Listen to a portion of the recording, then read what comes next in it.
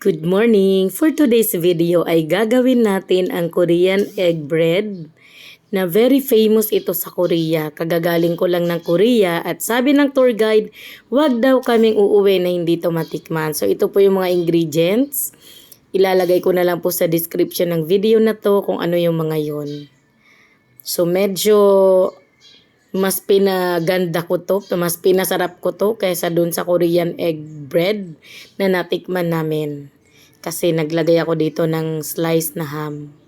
So ito na yung ating flour. Sifted na po yan, kaya hindi na natin sasalain yung mixture. Kung mapapansin nyo, pinong-pino na. So gagawa lang tayo ng butas sa gitna, tapos lagay na natin yung baking powder.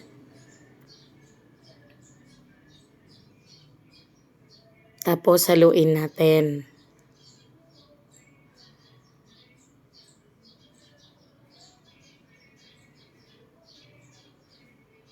Ilagay na natin yung iba pang ingredients.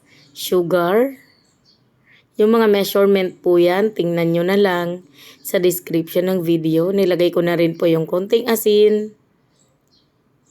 Yung vanilla.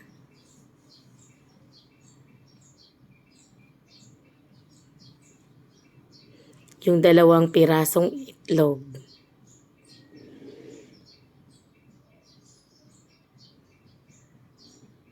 Ayan, at ilalagay na rin po natin yung gatas. So hindi ko po ito nilagyan ng water. Ang magiging pinaka-replacement natin sa water ay itong ibap na gatas. Angel po yung gamit ko, pero kahit ano naman po ay pwede nyong gamitin.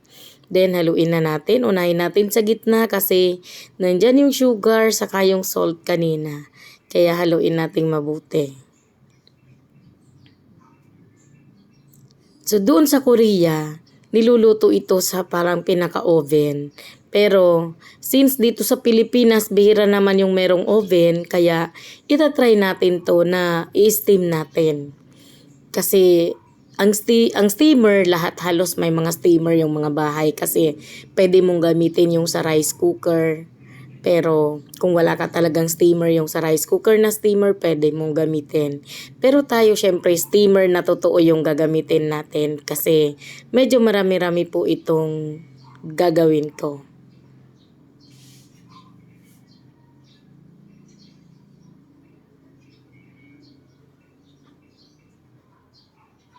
Ayan, actually po yung Korean egg bread, parang street food ito doon sa Korea. Sa Myeongdong, doon kami nito nakakain. So nilagay ko na po dyan yung cooking oil, vegetable oil, coconut oil, or pwedeng melted margarine or melted butter. So lahat yun pwede mong gamitin. So, medyo naka-fast forward po yung video pero sa totoong buhay ay dahan-dahan lang yung paghalo ko niyan. Huwag niyong gagayahin yan kasi naka-fast forward yung ating video. Yun, haluin lang natin ng mabuti. Pero pag habang ginagawa natin to ay mas mabuti kung nagpapakulo ka na ng tubig sa steamer. Tapos yun, ilalagay na natin sa mga lyanera. So dahil meron naman na po tayong oil na nilagay dito sa mixture, ay di ko na po greenish itong mga molder natin.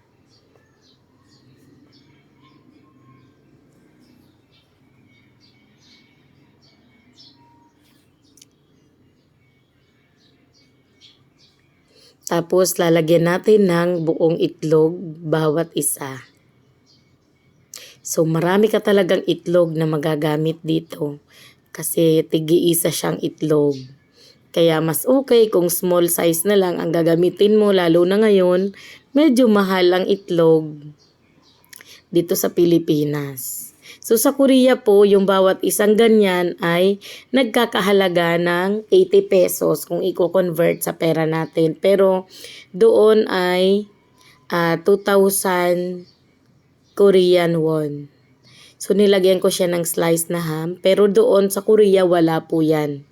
So medyo medyo mas mas nakakaangat-angat, mas nakakaluwag-luwag yung ating yung ating Korean egg bread. Yan, nilalagyan lang natin ng cheese bago natin isasalang para mamaya pag naluto, nagme-melt-melt ang cheese na yan. Napakaganda niyang tingnan. At talaga namang masarap naman talaga to. Sabi ng tour guide namin, huwag daw kaming uuwi ng Pilipinas na hindi namin ito natitikman. Kaya lahat po kami ay pinatikim. So, steam na natin. At pagkatapos ng 20 minutes na pag-steam, ito na po yung kinalabasan. Talaga namang napakagandang tingnan. At masarap po talaga ito. Pwede nyong itry para malaman nyo rin na masarap po talaga. So ito yung ating finished product. Pwede mo rin po itong pang negosyo, pero sa tingin ko sa Pilipinas mahal po kapag 80 pesos mo yan ibebenta. So pwede na siguro mga 40 pesos kasi malaki siya. Small na na llanera. Doon sa Korea maliit lang, mas maliit sa small na llanera. So ito small na llanera sa Pilipinas, malaki na po yan sa personal. So yun lang po. Thank you so much.